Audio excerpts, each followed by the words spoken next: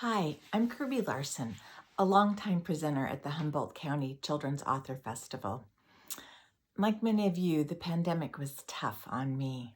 Sometimes it felt like a month-long root canal, and other times it felt like only getting underwear for your birthday. Then a friend introduced me to the Inspector Gamache books for grown-ups by Louise Penny. I promptly read through every single one of the 20 books in that series, sometimes reading for entire days at a time. Those books transported me to a quaint village in Quebec with quirky characters who became beloved friends. The Inspector Gamache books helped me take flight away from the darkness of the pandemic and relaunched my passion for reading. After Inspector Gamache, I kept reading, including tons of books for kids, like Halfway to Harmony by Barbara O'Connor, which actually features a hot air balloon race. Everything That's Sad is Untrue, which author Daniel Nieri wrote based on his own experiences as a 10-year-old refugee from Iran trying to adjust to life in Oklahoma. The Verdigris Pond by Alyssa Wishingrad.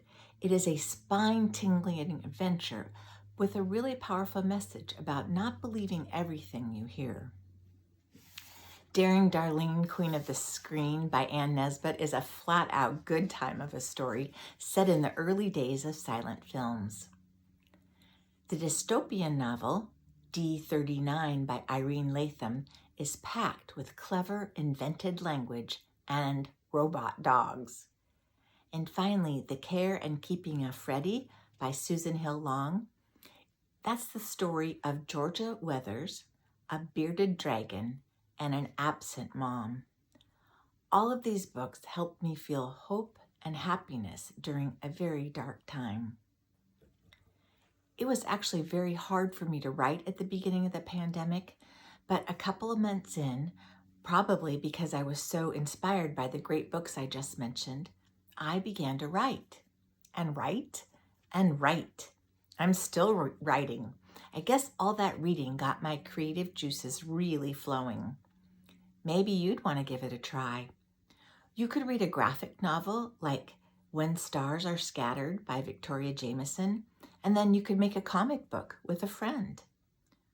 Maybe you'd read a novel in verse like Other Words for Home by Jasmine Warga, and that would inspire you to write a poem that you could send to your grandma. What if you read Dragons in a Bag by Zetta Elliott and then drew a picture of a dragon that you invented, and then you would write a story about it, what it would be like to have a dragon for a pet?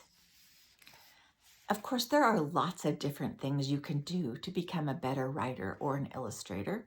You could listen to music, take a swim or a hike, ask lots of questions, pretend you're on a cooking show and make dinner for your family. Even cleaning your room can help. But take it from me, books are the only magic carpets which can help you take flight to anywhere you want to go, to anything you want to do. So hop on.